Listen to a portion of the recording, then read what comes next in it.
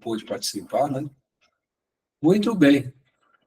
Agradecemos ao Genivaldo, né? E agora vamos voltar ao nosso livro Céu e Inferno. Na aula passada nós estudamos Só um minutinho. Nós demos início, né, ao estudo da justiça divina, das leis, né? Das leis, a gente tirou da cabeça aquele negócio de código, né? De fantasia, né? Código Penal da Vida Futura, isso não existe na primeira edição. A gente entendeu que nós não vamos estar sujeitos a um julgamento, né? E a gente agora vai fazer uma análise sobre essas leis, né? Que regem o futuro da alma. E todas elas voltadas pela questão da autonomia, né? Cada um segundo as suas obras, né? Todos por um e um por todos, né? Que é o princípio de fraternidade que a gente vem aprendendo, né? Então, a gente se deteve no item primeiro, né? E hoje nós vamos entrar no 2. É interessante, esse segundo item ele foi retirado da primeira edição quando foi feita a adulteração. Se você olhar no livro que vocês possam ter da quarta edição, ele não tem esse item 2. O outro item assumiu o item 2. Inclusive, não tem mensagem de Emmanuel do item 2 que foi colocado no lugar. Isso é outra coisa interessante. Então, vamos lá na leitura, né? Você quer ler para nós o 2, Cláudio?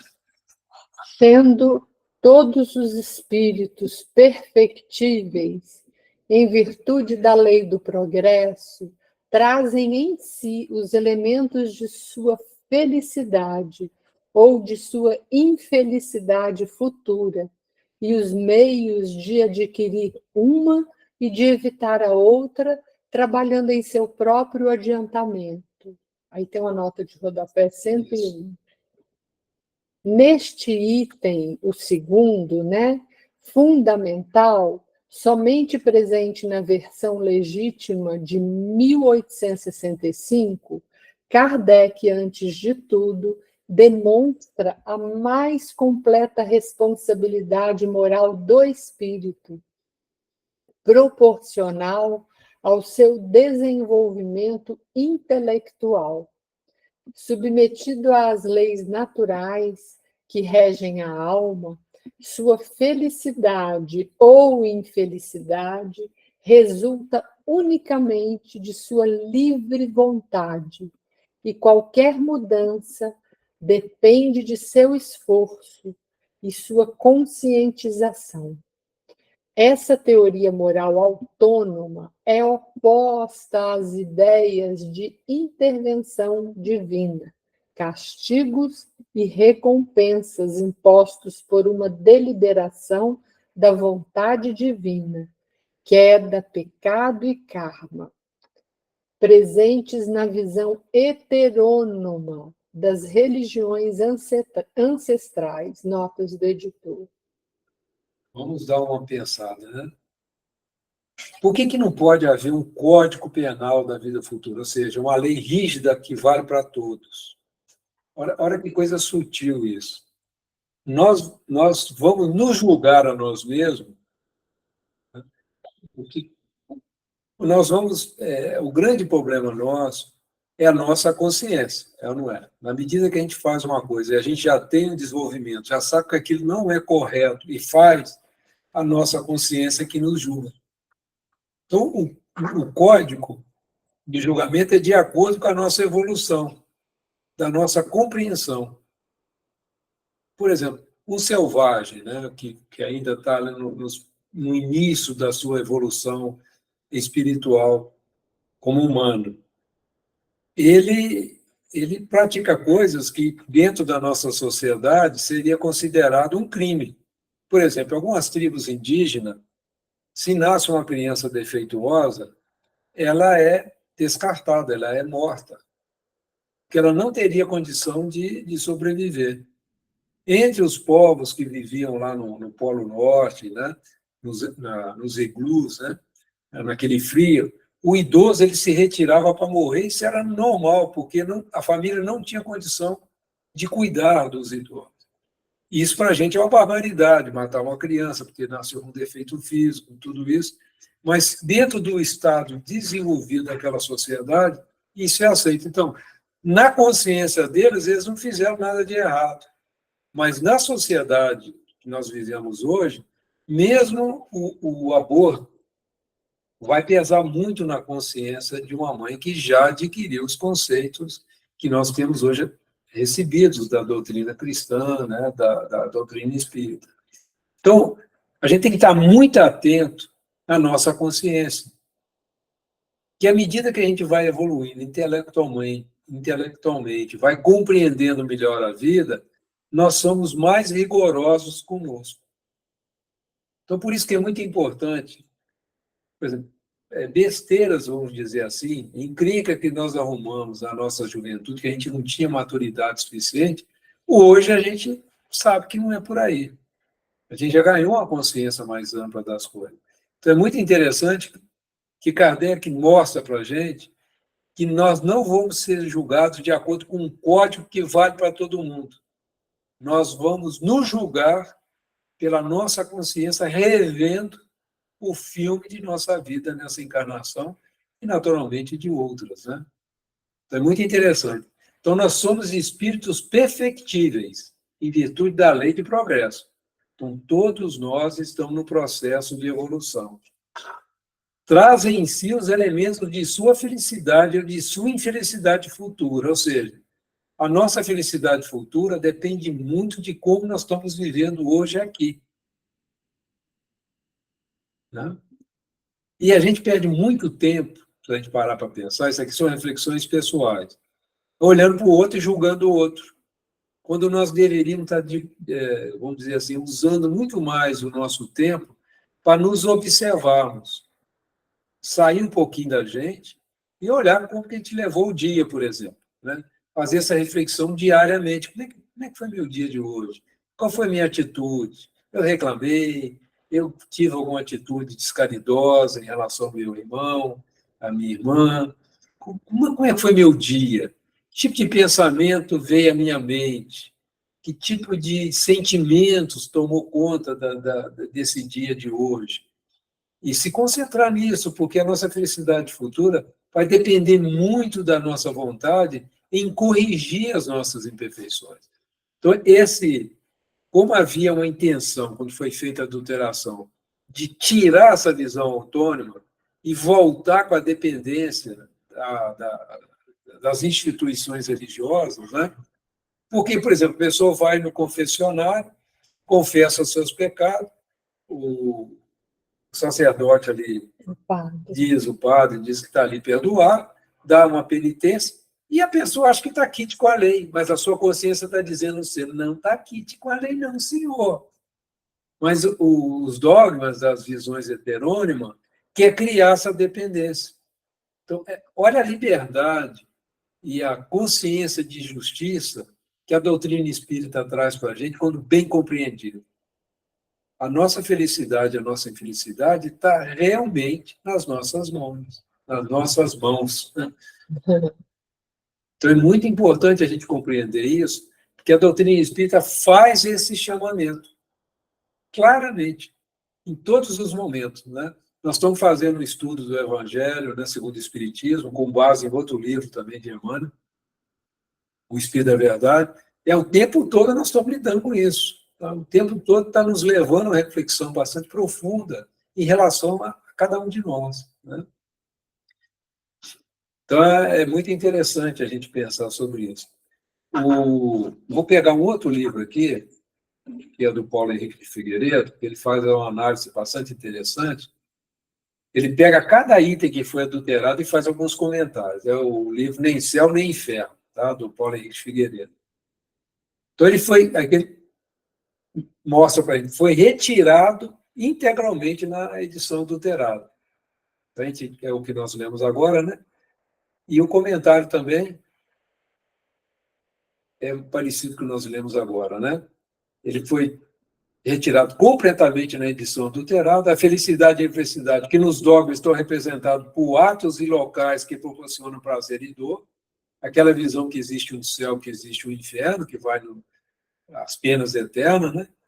Aí Kardec está aqui definindo como sentimentos íntimos do espírito, dependente de suas escolhas e esforço, no sentido de sua evolução. É a mais ampla liberdade como definição da justiça divina. Então, Paulo Henrique coloca isso de uma maneira que ajudando a gente a compreender, né? Então, nós estamos recebendo com clareza a mais ampla liberdade. Mas isso traz muita responsabilidade para as nossas vidas, né? Não vai ser resolvido, né? Então, muitas vezes as pessoas ficam esperando que Deus intervenha em coisas que nós é que temos que resolver. Se você está passando por uma dificuldade de saúde, você tem que fazer o movimento até o médico, você tem que fazer o movimento em busca de uma ajuda. Se você ficar só em casa orando, esperando que vai cair do céu a solução pelo mal-estar que você está tendo, você está completamente enganado. Isso não nos impede de colocar uma aguinha ali do lado, fazer uma oração, pedir que ali seja colocado um remedinho, deixar um copo d'água debaixo da água para que aqueles elementos mais pesados possam ser ali direcionados, como ensina o Chico Xavier. Você pode fazer tudo isso. Mas, além disso, você precisa também contar com a misericórdia dos seus companheiros, dos médicos, dos enfermeiros. Você tem que ir em busca, né? Você pode ver que todo mundo ia em busca de Jesus a cura, mas Jesus perguntava sempre: o que queres? Mas havia um movimento, né?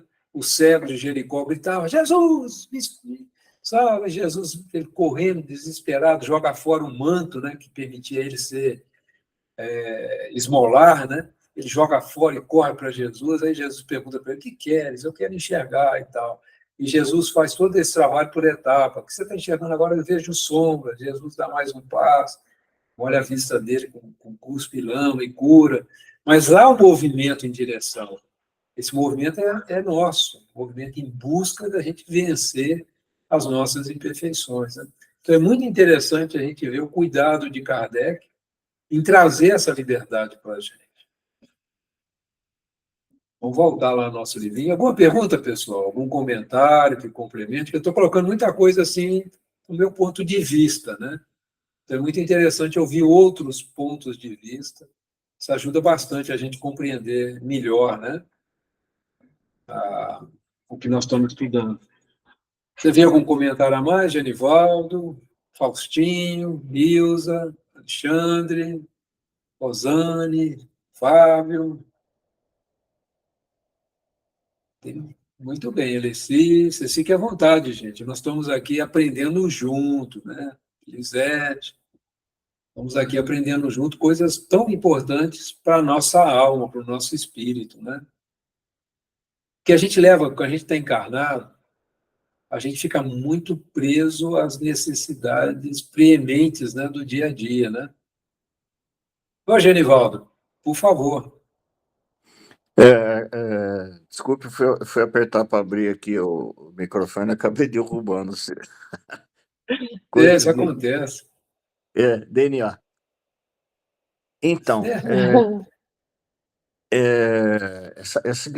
a grande questão, né, que o Espiritismo acaba incomodando é que ele joga a responsabilidade na mão das pessoas, né? Eu sou responsável por construir ou por aquilo que eu estou já agora projetando para o meu futuro, assim como eu sou responsável por aquilo que eu fiz no passado, né?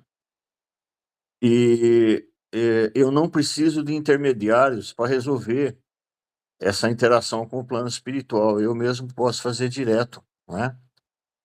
E a espiritualidade maior está disposta a auxiliar, não é?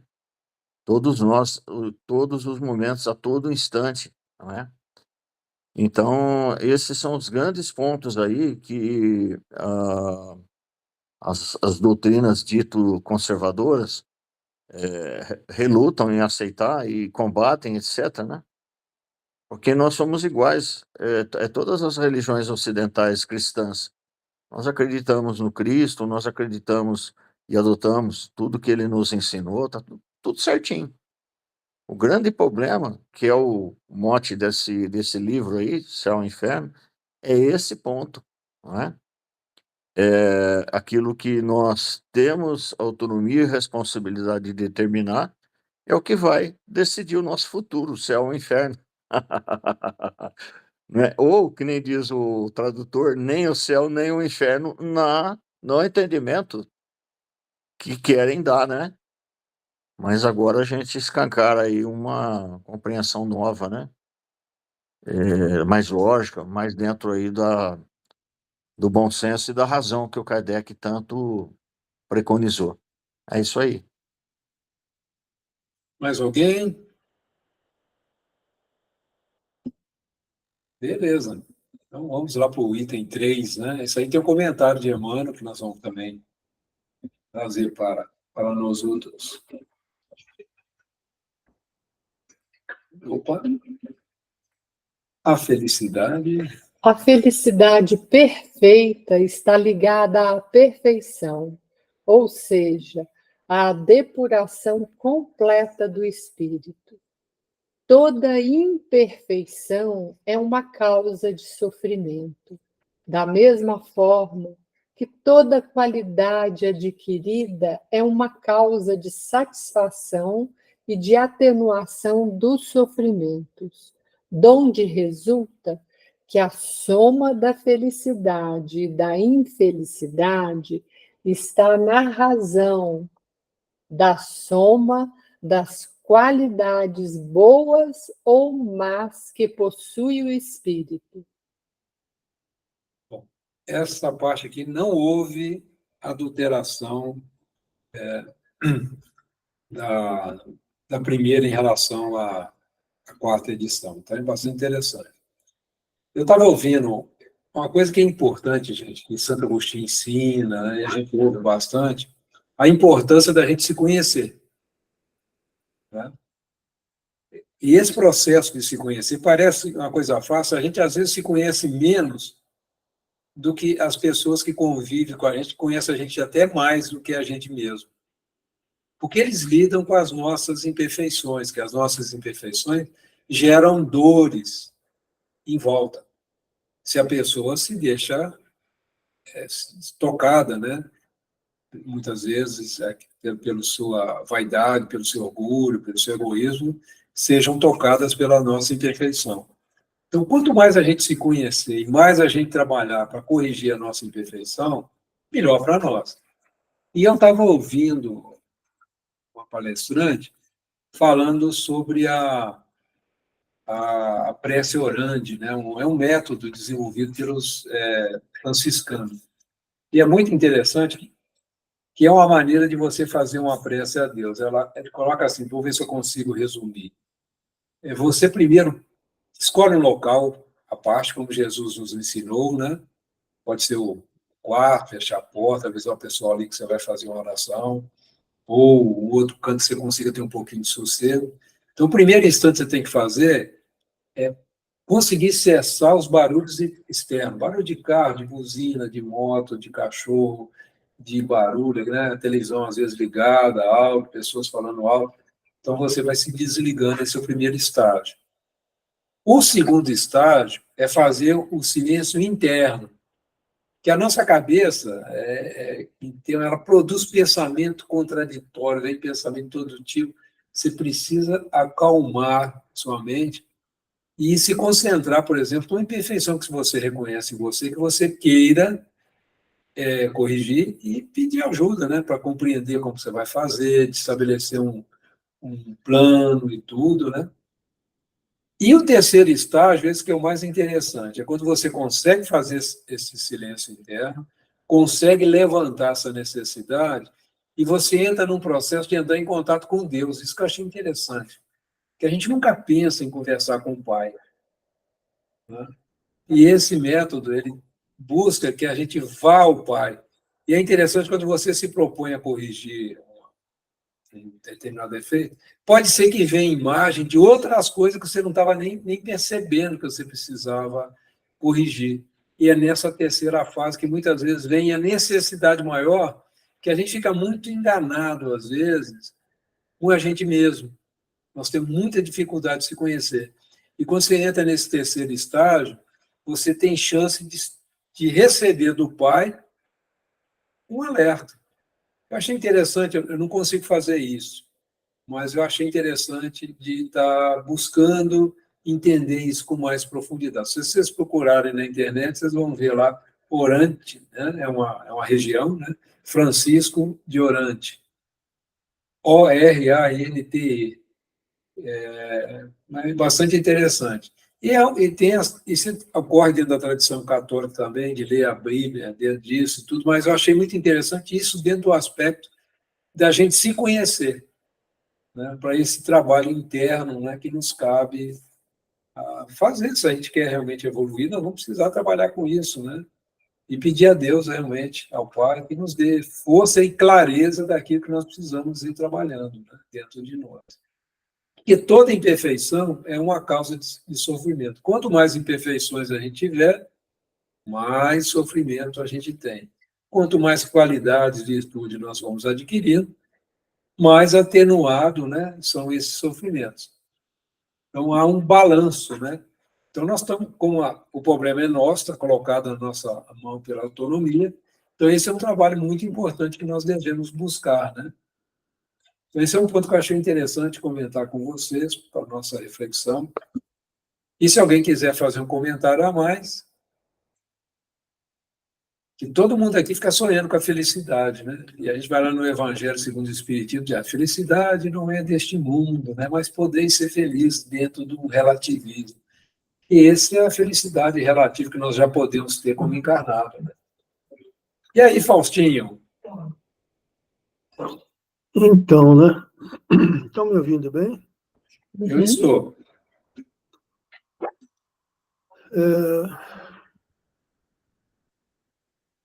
Deus, quando nos criou, ele já previu isso, né? Que a nossa evolução seria muito lenta. Na verdade, seria mais simples, como você falou, Antônio, mas se a gente começar a analisar a vida dos missionários, né? Como é que eles pensavam? Os mais comuns aí que a gente está acostumado, que é Madre Teresa, Irmã Dulce, e Chico, e tantos outros, a gente não precisaria muito. O problema é que nós ainda somos defeituosos. Na verdade, nós não somos defeituosos, nós nos fazemos defeituosos, porque durante as nossas encarnações nós damos prioridade às nossas emoções, às nossas vontades, aquilo que nós queremos. Pensa bem, hoje você estaria pronto para mudar radicalmente a sua vida e fazer o que os apóstolos fizeram, o que Chico fez, o que a Madre Teresa fez, o que o Divaldo fez? Nenhum de nós está preparado para isso. Portanto, é imprescindível, no meu ponto de vista, que a gente não se esforce demais para querer dar um passo maior do que deve. Se ele coloca que a felicidade perfeita está ligada à perfeição, nós temos que, cada encarnação, livrar um pouquinho de cada vez e se esforçar para não cometer mais, porque até agora o que nós fizemos foi o que é? Nós mais adquirimos dívida do que pagamos, vamos dizer assim. Nós estamos mais carregados do que... E vamos continuar assim por mais aí uns 2000 anos. Então é importante que a cada dia a gente reflita o que fizemos no dia anterior. Procuramos melhorar aquilo. Ah, mas a cada dia aparece 10 coisas novas. Tá bom, então pega, começa da primeira, elimina a primeira, elimina a segunda. Bom, passou 50 anos, quantas você conseguiu eliminar? 2. Tá bom.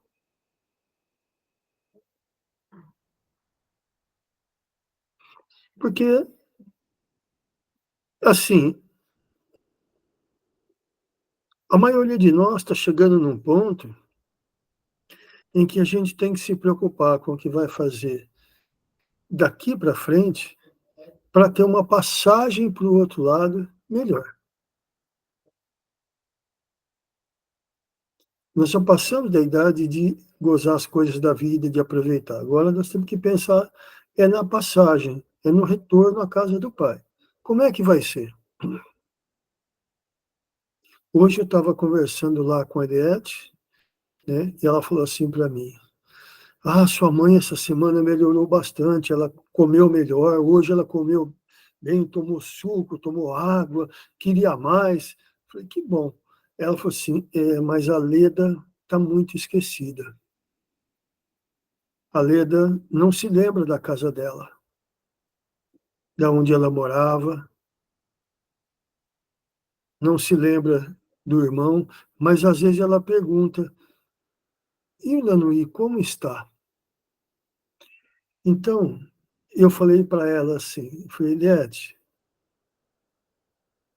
quem vai cuidar da gente?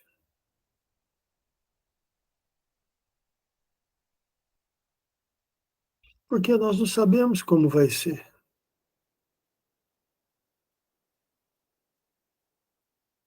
A minha mãe é uma pessoa que, vamos dizer assim, dá inveja, né? Porque ela está lá,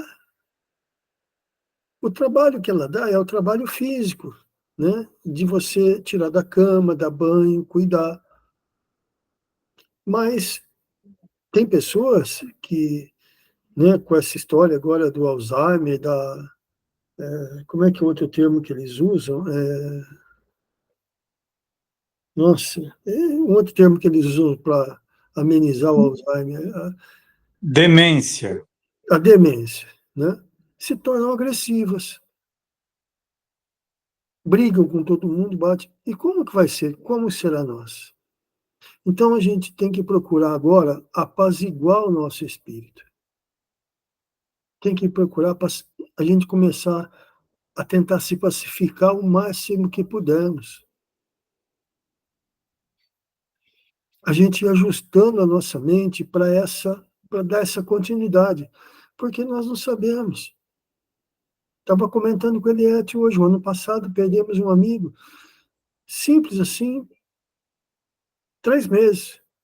Teve uma dor na perna, foi no médico, foi no hospital, o médico falou assim, é falta de vitamina, deu uma vitamina para ele, passou quase 30 dias, a perna não segurou, ele caiu, a mãe pegou, levou ele no ortopedista em Campinas, para ver que tinha quebrado, que estava doendo muito. Aí o ortopedista falou para ela, olha, está com câncer nos ossos, 2 meses. 1 mês e meio ele foi embora. E aí? Então, essa perfeição é uma coisa que a gente tem que entender que isso é gradativo. Nós não vamos ser perfeitos de hoje para amanhã. Então, querer fazer mais do que pode é bobagem. Vamos fazer um pouquinho de cada vez. É claro, o sofrimento, o que ele faz com a gente? Ele faz a gente refletir, e se a gente for um pouquinho mais, vou dizer a palavra errada, mas se a gente for um pouquinho mais esperto, a gente vai descobrir que ele purifica o nosso coração. Para quem quer entender assim. Para quem não quer, o sofrimento vai ser um inferno. Vai ser um inferno.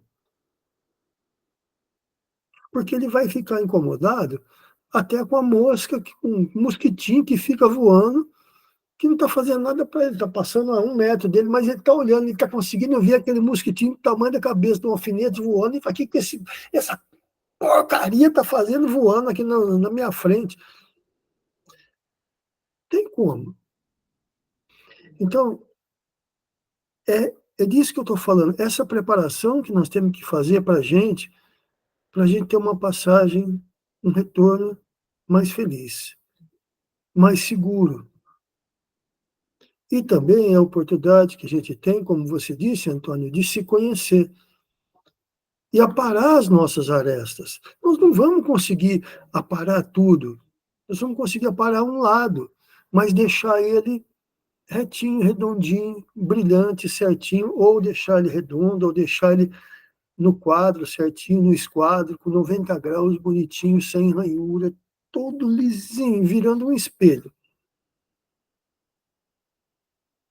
É só isso. O que eu vejo hoje é que não adianta a gente se iludir com mais do que aquilo que a gente pode.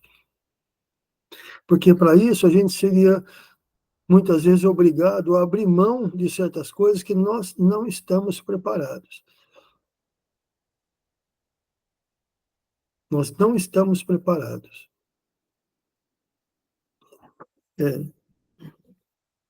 Falei demais, desculpa. Falou bem, tá ótimo. Estou lembrando muito do Preto Velho aqui, conversando com a gente. Ele falou algo para mim que me ajuda muito. Ele fala assim, filho, fique tranquilo que quando você estiver fazendo essa reflexão interna, só vai aparecer para você aquilo que você já pode corrigir. E ele falou algo muito importante também, que a gente não deve se comparar com o outro. Por exemplo, se a gente fosse comparar com o Chico Xavier, estamos lascados. Se a gente fosse comparar com Madre Teresa, estamos lascados. For comparar com Francisco de Assis, também. Então, nós temos que nos comparar com o quê? Com aquilo que nós já tomamos consciência, que não está legal. Então, na convivência com aqueles que estão à nossa volta, seja na família, seja no trabalho, seja no social, algumas imperfeições nossas vamos dizer assim, se mostrar. Por isso que é importante fazer essa reflexão diária, como orientado por Santo Agostinho, para que a gente não vá deixando muita pendência. Porque a espiritualidade, o nosso anjo guardião, ele, na medida que a gente tem estrutura emocional para lidar com aquilo, vai ser mostrado para a gente. Agora, a mudança vai depender do quê? Da nossa vontade. O esforço é pequeno, o que nos falta é vontade, está lá no Livro dos Espíritos. E a gente precisa compreender essa frase no seu sentido espiritual. Porque Deus não vai colocar nas nossas costas, o Pai, algo que a gente não está estruturado ainda para fazer.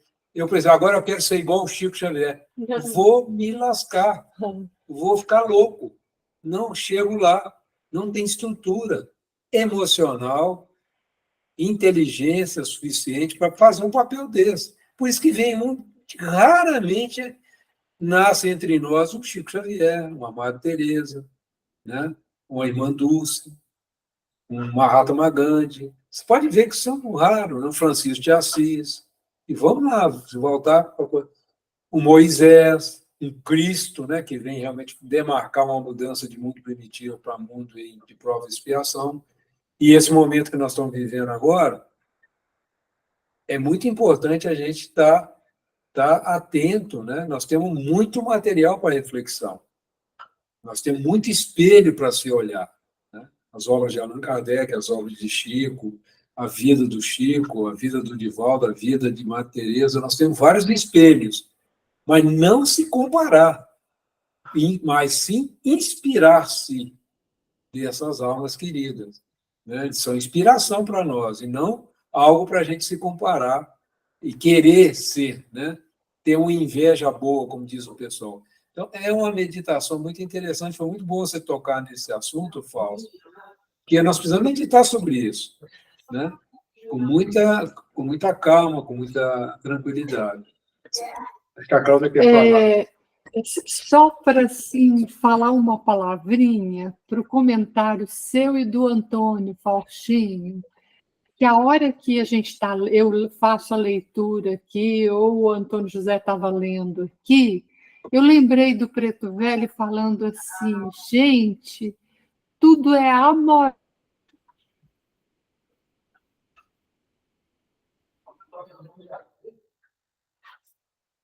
Antônio, você fechou seu microfone. Então, eu não sei aonde eu estava. Eu ouvi a última palavra foi amor. Então, a hora que estava lendo aqui, e que você fez o comentário, Faustinho, eu lembrei assim, que o Preto Velho falava assim, tudo é amorosamente, né? Tudo é amorosamente com pensamento em Jesus, né? Ele pede que a paz de Deus e que Jesus, né? Ele pede que Jesus nos ajude, né? E para a gente ter essa fortaleza de pensamento. Porque, por exemplo, eu não consigo tirar um mau hábito meu de uma hora para outra. Muitas vezes você está com um pensamento ligado às preocupações e você quer que você não fique nervosa naquele instante, não tenha medo, porque tudo isso é que pega a gente, né? O medo, né? A gente ficar apavorada com as coisas, né? E você tá preocupando, não é só com uma pessoa, você está preocupando com um amigo, com um parente, enfim, né? Então, que você tenha esse equilíbrio naquela hora, né? Muitas vezes Então, consegue, muitas vezes não consegue.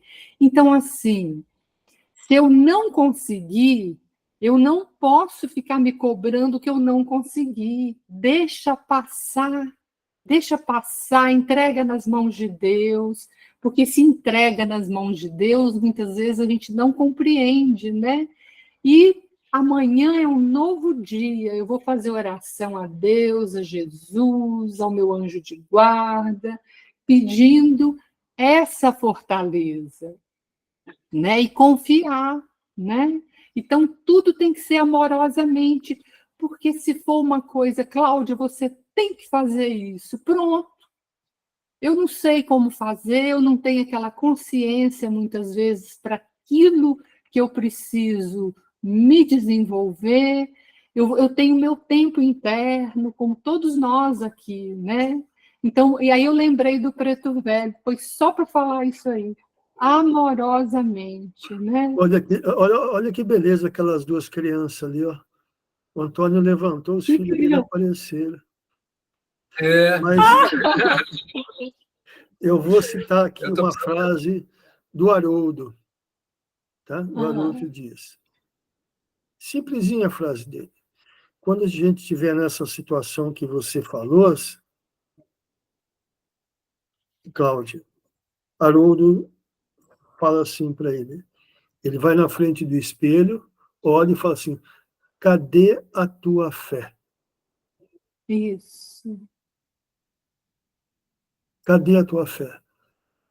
Porque algumas palestras que eu já ouvi, ele repetiu isso várias vezes, que às vezes ele pega, está vendo os casos, alguma coisa lá do trabalho dele, e ele fala: isso aqui não tem solução, isso aqui não resolve, isso aqui não tem jeito, não sei como é que vai ficar, isso aqui, acho que até Deus vai ter dúvida de como resolver. Aí ele sai, ele vai andar, ele para, ele olha, ele fala assim: eu vou na frente do espelho, fico olhando para mim e falo: cadê a tua fé? Porque o que o Antônio falou está certo, né? Nós não podemos nos comparar, mas nós temos um roteiro que nós podemos seguir, o mesmo roteiro que foi seguido por eles. Qual é o roteiro? São os ensinamentos de Jesus. Lê o Evangelho, Isso. lê sobre o dever, sobre o homem de bem, e tenta aplicar isso a cada dia. É difícil? É claro que é difícil, porque nós temos as nossas vontades, nós temos as nossas paixões. Esse é o nosso movimento, né, Ó, Faustinho? pega um exemplo, olha, pode ter, pega um diabético, já que, sei lá, naquele nível mais elevado que fica lá. O que acontece? Essa pessoa, qual é a maior vontade dela? É comer doce. Ela não pode, mas a vontade dela é comer doce. Então, tem pessoas que transformam isso num tormento. Tem pessoas que transformam isso numa coisa normal. Eu não posso, e pronto. E tem outras que não se conformam. Eu vejo o meu caso. Olha, eu tenho zumbido 24 horas por dia. Nem um minuto, nem um segundo a mais, nem um segundo a menos. Tem dia que ele está mais alto, tem dia que ele está mais baixo, tem dia que num ouvido ele tem um grilo, no outro ouvido ele tem um motor roncando, num dia ele tem um assobio, no outro dia ele tem uma panela de pressão. Varia. Eu tenho um amigo que ele anda com o aparelho dele, e às vezes ele tira o aparelho e põe o Walkman não, o toca-música lá deles, desses eletrônicos aí, e ele dorme com aquilo porque ele não aguenta. Ele não consegue se libertar do zumbido. É. Então... Eu também, viu? 24 horas. E aí, o que acontece? Se eu for transformar isso num tormento, eu fico louco. Por quê? Porque você dá atenção para ele, você pega aquele chiado e você coloca ele mais alto. Então, tem dia que eu chego para o professor, tá quietinho hoje, belezinha? Tá sossegado, tá calminho? Aí ele fica... Então, aí, de repente, eu estou fazendo alguma coisa, daquele estampido no ouvido, parece que deu um tiro de revólver do lado, de alguma arma, assim, daquele estampido, vai aquele barulho grave lá em cima, e depois vai descendo, fica no agudo, demora, às vezes, 1 minuto nesse, mas assusta. Então, eu já acostumei com isso também. E aí, o que acaba acontecendo? Depende de você. Né? Depende de você. Você fala assim, eu não aguento mais essa vida, eu não aguento mais esse barulho dentro da minha cabeça, eu quero morrer, e vai morrer mesmo. Então, é nessas horas que a gente precisa começar a ter calma. Né? Mas isso vem de onde? Isso vem de dentro de nós. Então, nós que somos espíritas, que conhecemos um outro lado, que conhecemos uma outra história, que conhecemos o porquê talvez dessas coisas acontecem com a gente tem uma certa obrigação, né, de compreender e aceitar. Ah, mas eu não pedi para ter esse zumbido. Não, você não pediu. Mas lá atrás, você dirigiu 4 anos um caminhão fazendo um barulho desgramado, nunca se preocupou com o teu ouvido. Você trabalhou 7 anos na operação de computadores, trabalhando de madrugada, com barulho de 91 decibéis e nunca se preocupou em botar um fone de ouvido. E agora, quem é o culpado disso? É Deus? É as outras encarnações que você fez? Não.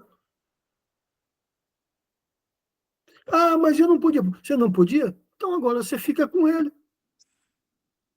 Convive com ele. Chama ele para ser seu amigo, para te confortar nas horas difíceis, se você estiver cheio de problema. Pede para ele e fala assim, ó, você não pode zumbir mais baixinho um pouquinho?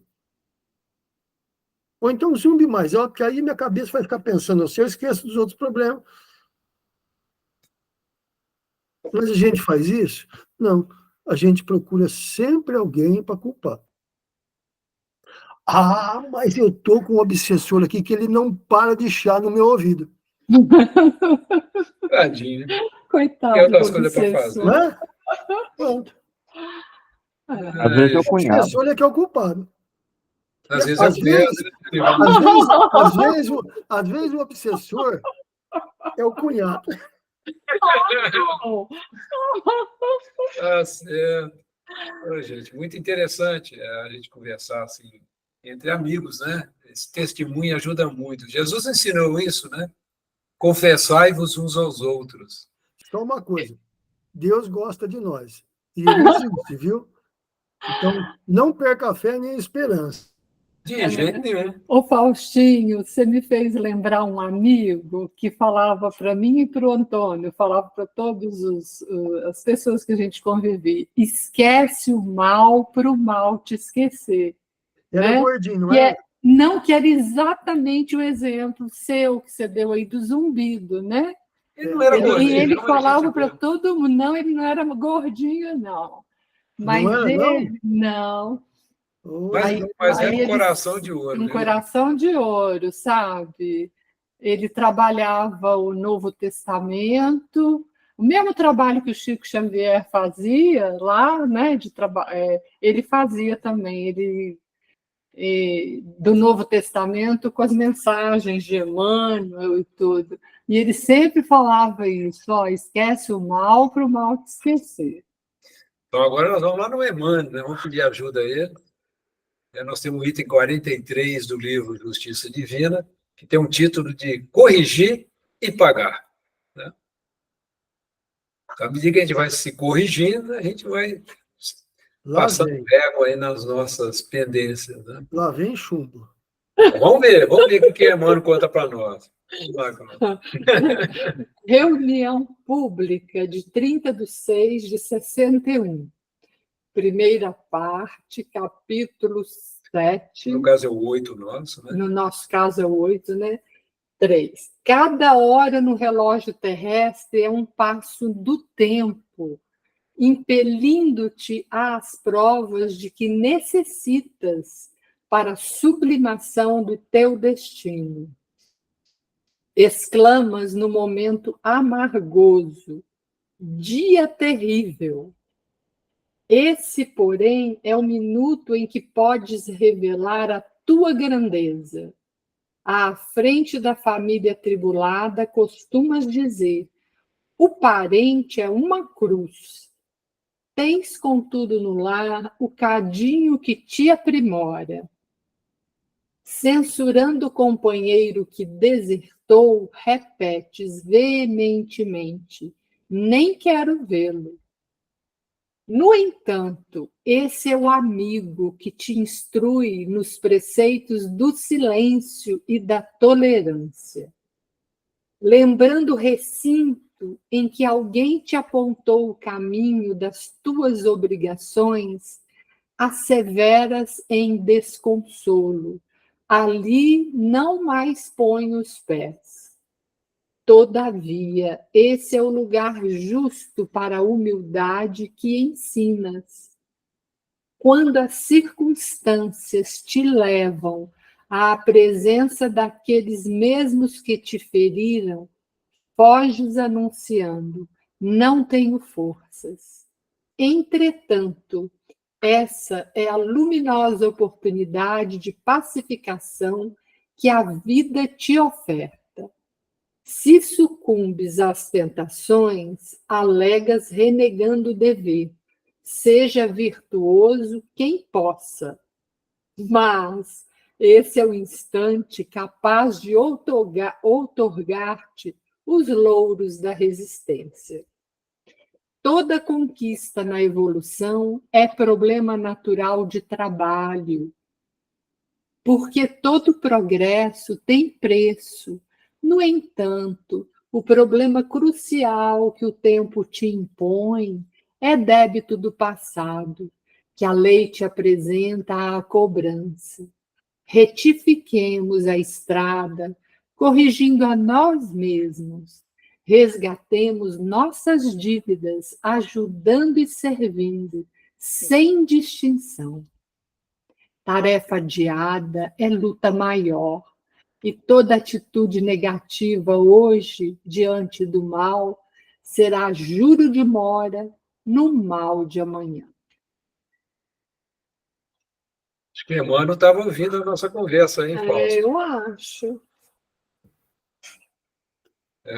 Vamos lá, né? Ó, Vamos no miudinho pega a aqui. sua malinha, bota debaixo do braço, vai para o quarto, toma um banho, senta, agradece o dia que você teve, deita e dorme. E dorme. E olha, para por aí. Isso aí. Cada hora no relógio terrestre é um passo do tempo, impelindo-te a provas de que necessitas para a sublimação do teu destino. Às vezes é um zumbido que a gente tem que lidar com ele. Eu sou companheiro aí do Faustinho, eu tenho o meu também. Né? Mas não é espírito, é zumbido mesmo. Né? exclamas num momento amargoso, dia terrível, né? Que dia, ainda bem que acabou, né?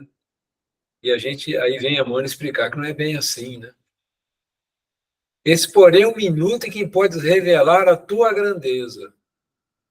Isso aí.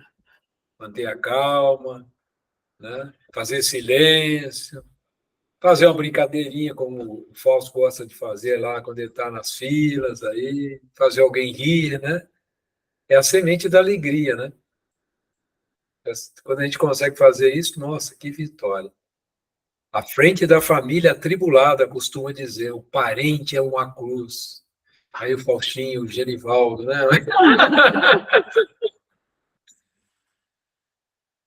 Tens, contudo, no lar o cadinho que te aprimora. Olha que interessante. Tá vendo? Você Está te fala assim para aprimorando. ele. Reclama. Você fala assim para ele. Levanta o celular, ele abaixa. Não, é para a direita, ele vai para a esquerda. Não, é para baixo, aí ele levanta. Nunca chega num acordo. Eu vou falar uma coisa para você. Aí é o cadinho que te aprimora. Então, aí é o momento em que você chega, fecha os olhos, respira fundo e fala assim, Deus é Pai. Ele me ama. Ah, Cláudia. Obrigado, Senhor. E o Genivaldo está caladinho. Olha a sabedoria do Genivaldo, hein? O Fábio nem fala nada. Então, só quero ressaltar aí que ele está falando do Genivaldo. Isso! Tá certo.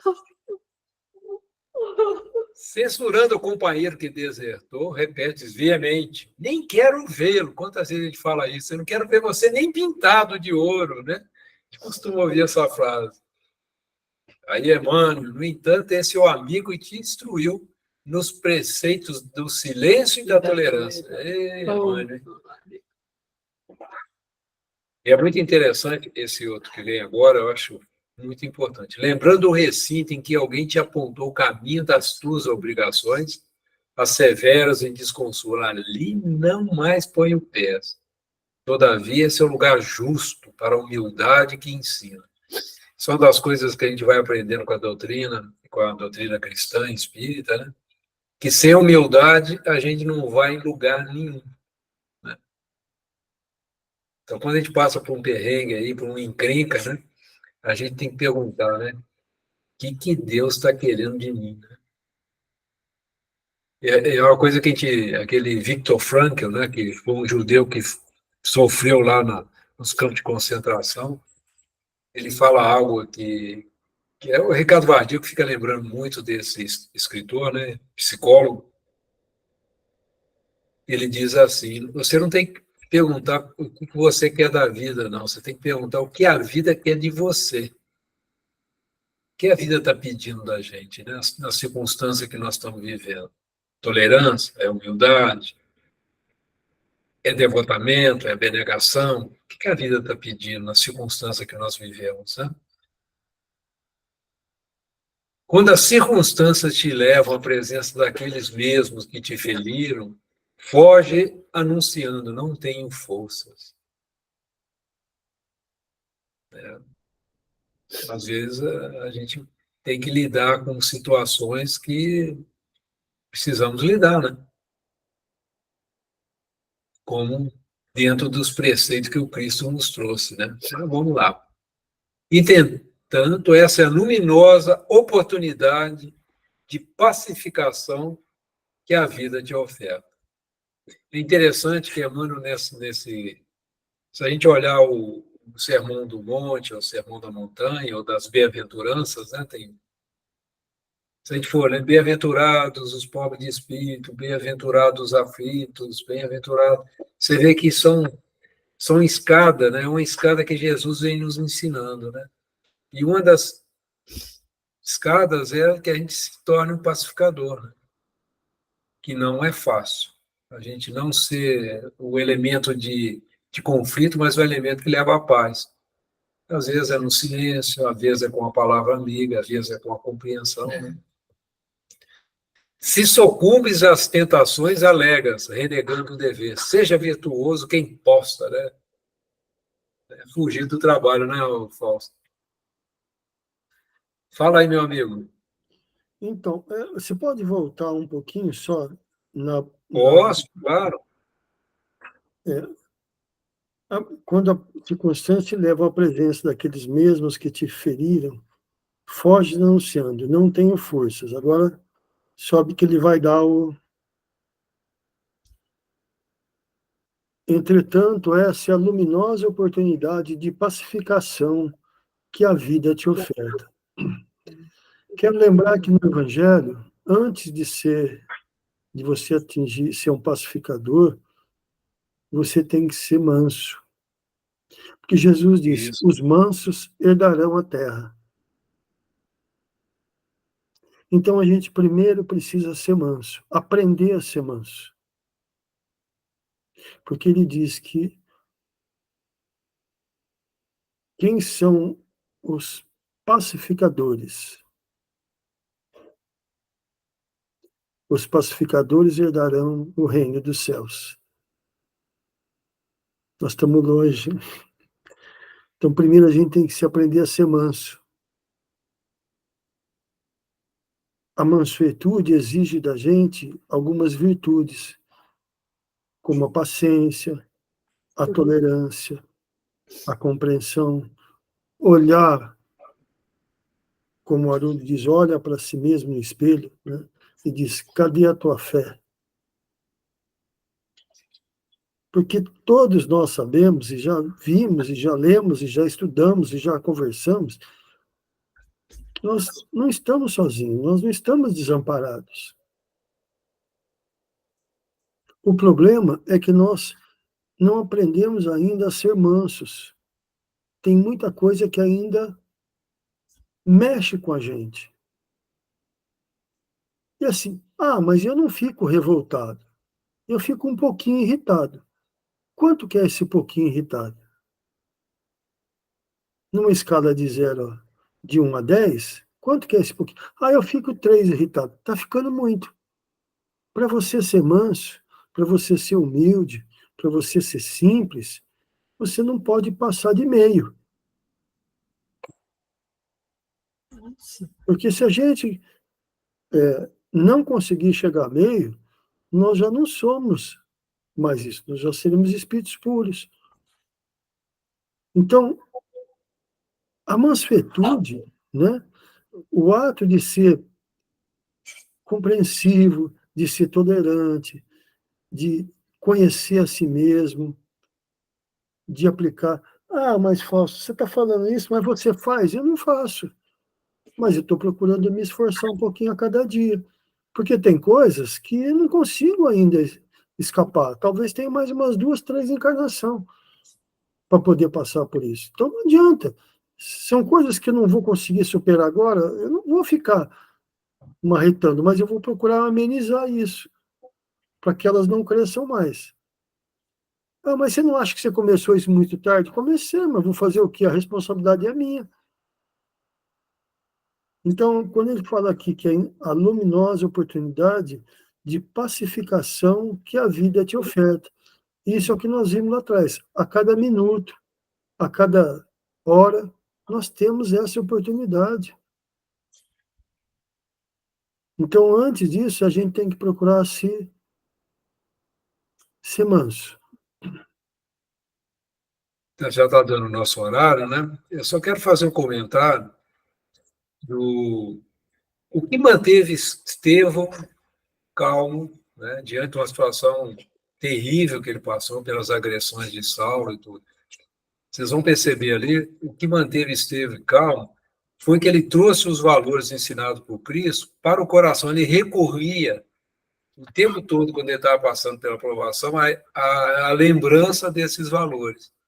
E quando a gente está diante de uma dificuldade, um problema de saúde grave, um conflito de família grave, uma situação difícil, né, diante da vida, como é importante a gente trazer esses valores, ter esses valores para nos acalmar, né, nos equilibrar.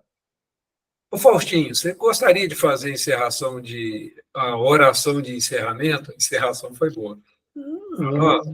Essa serração eu estou esperando faz tempo, que se vier uma serraçãozinha, é sinal que vai ter chuva antes, né? Aí vai dar uma Isso. amenizada. Você faz Não tá falar. assim.